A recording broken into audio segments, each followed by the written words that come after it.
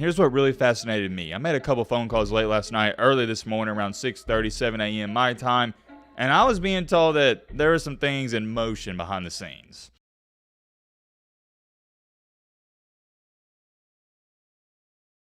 Happy Monday, everybody. Y'all know how I feel about Mondays, and y'all know what I say. You gotta go out there and dominate on Monday to start the week, because it's gonna make the rest of the week that much easier. While everybody is slow and sluggish, especially at Christmas right around the corner, you gotta take it up a notch. You gotta get ahead of the competition somehow, some way, and I think that's the best way to do it. And whether you believe this or not, life's a video game. It's player versus player. I know each and every single one of you got something on your checklist that you need to do, and you don't want to do it, but trust me, just do it, and you'll feel that much better tonight when you go to sleep. But getting the Monday Matt motivational speech out of the way, because I know most of you don't care. You're sitting there going, Matt, would you shut up and talk about football? And I'm getting there. And the funny and ironic part about this video is last night we made a video right here. I'm sure some of you may have or may not have seen it, where I titled it, "The Transfer Portal Has Gone Haywire." If you haven't seen that video, feel free to check it out. And I thought last night and yesterday the transfer portal was crazy. But guess what? About as soon as I uploaded that video, more big-time transfer portal news came out. And we got to talk all about it, because this might be the biggest news up until this point. Check out this comment on the video. Shout out to the Warrior Beaver. What a unique and pretty cool name. Warrior Beaver. I like that. I like that. Malachi Nelson has entered the portal, which I find kind of interesting because I expected him to start next year. Wonder if he found something out.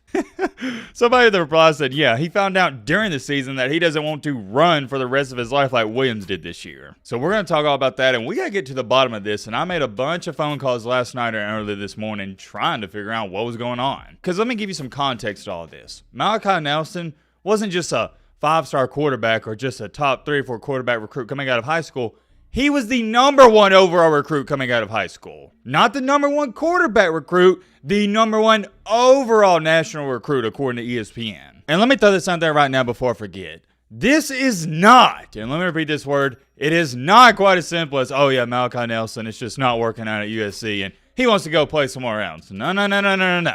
Something happened, okay? Something was going on behind the scenes. It doesn't just stop with that quarterback. We also got to talk about the important news that Louisville yet again lands another great wide receiver in the portal. Remember, only a couple days ago, they landed former 5-star recruit from Alabama, Ja'Cory Brooks, the guy who caught that pass in the Iron Bowl in 2021. Well, I guess they weren't satisfied because they got what is labeled as the #1 wide receiver in all of the transfer portal. A couple of minor things we're going to speak on. It's safe to say, ladies and gentlemen, boys and girls, it's mid-December. The chaos is heating up. It's going to be a jam-packed video, to say the least. Strap in, buckle up, get you a popcorn, get you a snack, get you your favorite meal you like to eat when you watch a video. Because trust me, I do the same thing, but all right, man, blah, blah, blah. Shut the crap up. Not further ado.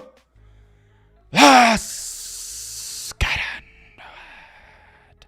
Alright, first things first. I just had somebody tag me in this, so hey, why not? We'll start out with it. Give you an update on this because this is a hot topic. Dante Moore, the former UCLA quarterback, former 5-star quarterback, he's leaving UCLA, but we all know this. The real question is, where is he going to go? And right now it's being stated that Oregon is the front runner. Quote unquote, the Ducks offer everything he's looking for, an opportunity to develop and learn and play on the national stage. Ladies and gentlemen, boys and girls, this is an extremely rare scenario, and let me explain why. You all know this by now. In the modern era of college football, these kids, they want to play right away. They want to play tomorrow. And I don't blame them because I'd be the same way. You don't want to sit the bench, you want to play. But in this situation, you got a guy in Dante Moore who has realized, hey, I need to learn. I need to develop, so I don't mind sitting behind Dylan Gabriel. And I respect it and I admire it. I wish a lot of other players entering the portal, they would have the same mentality that Moore's having. I know short term it's not going to be fun because he's going to have to sit on the bench a year, but long term, I think it's going to be for the better. I hope he goes to Oregon because I think that's the best situation for him. Let me know your thoughts on that. But moving along here to our second topic, take a look at this. Former South Alabama wide receiver Colin Lacey, he is committed to Louisville. This was a guy I was hyping up, and I stated, I think it was about a week and a half ago, I was hoping Alabama was going to go after him. I thought he was good enough to go to an SEC school, but he winds up going to Louisville, and this is a win-win. Why is it a win-win? Because number one, he's immediately going to be an impact wide receiver, and number two, it's a win for Louisville because you got a great wide receiver. Simple as that.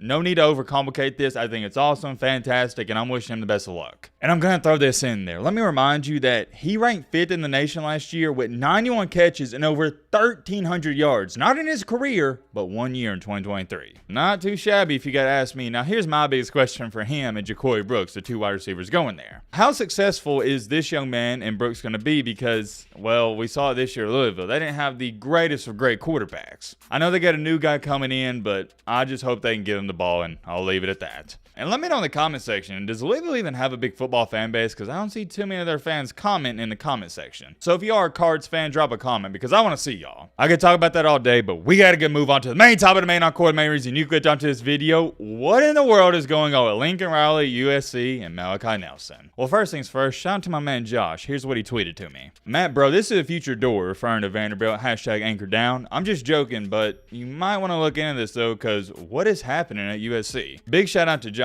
because I don't see too many Vanderbilt fans, and thank you for sending this to me. Now, if you don't know what he's referring to, you should by now. I've already talked a little bit about it. This news right here, you see it on your screen. It was made official yesterday that Malachi Nelson, 5-star freshman, former #1 overall recruit in the nation, he's entering the portal. This is a mind-boggling situation for multiple different reasons, but I think it goes without being said, the main reason is because Malachi Nelson was supposed to be the starter next year. He is the former #1 overall recruit in the nation. And here's what really fascinated me. I made a couple phone calls late last night, early this morning around 6:30, 7 a.m. my time, and I was being told that there are some things in motion behind the scenes. What are those quote-unquote things in motion?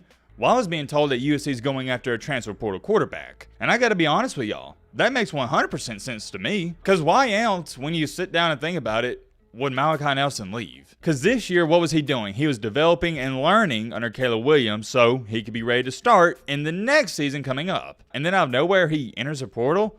I think it's got to be the fact that they're bringing in somebody else. And keep in mind, to give you some context, I'm making this video in the morning. By the time it's uploaded, this may be already official news. They might have already got a new guy. And just off the top of my head, I know the one guy they were talking to a little bit in the portal was the Kansas State quarterback, Will Howard. And I've said this before, and I'm going to continue to say it at least 10,000 more times from this point on. This is why I hate the transfer portal, and it's the dark side of the portal. Because what all these people say, oh, well, these kids, they don't know what discipline is anymore. They don't want to work hard and earn that starting spot. They don't want to stay at a school for 3 to 4 years. Well, guess what? Yet again, in a case and scenario where you have a guy, Malachi Nelson, who's working hard to earn that starting spot, he sat down a year thinking he's going to be a starting quarterback.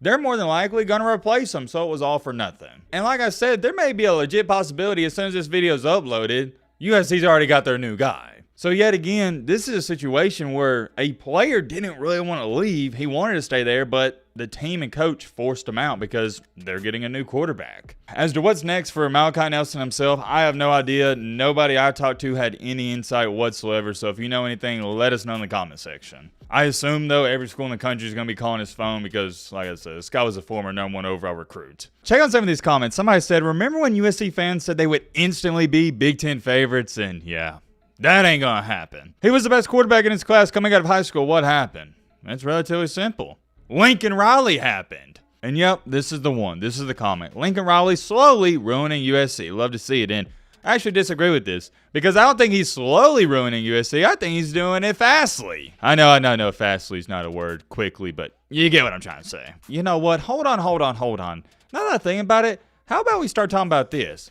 How Lincoln Riley is the biggest fraud in the nation. When do we make that video? Is it time to make that video on the channel? I don't know. You guys be the judge in the comment section. Y'all know how I feel about him. I took up for him when he left Oklahoma, but I'm not doing it anymore. He's the #1 fraud. He's even ahead of Ryan Day. He has somehow, someway managed to ruin USC already. And here's the craziest part about this, and I say this in the offseason. If Lincoln Riley couldn't win a championship this year with Caleb Williams, one of the best quarterbacks he's ever had, and this USC team supposedly supposed to have a better defense, they have great weapons, great wide receivers, pretty good running backs, he'll never win a championship. I thought this year was his last and final year to prove he could win a championship, and not only did he not just not win a championship, they were pretty much mid the entire season. This USC team this year at times looked bad, and it's so hard to even fathom that thought because remember, they had Caleb Williams. It was a terrible season. I don't like what Lincoln Riley's doing there, but hey, maybe some people do. There's many more things I can talk about. I'll be following this closely. Let me know your thoughts down below.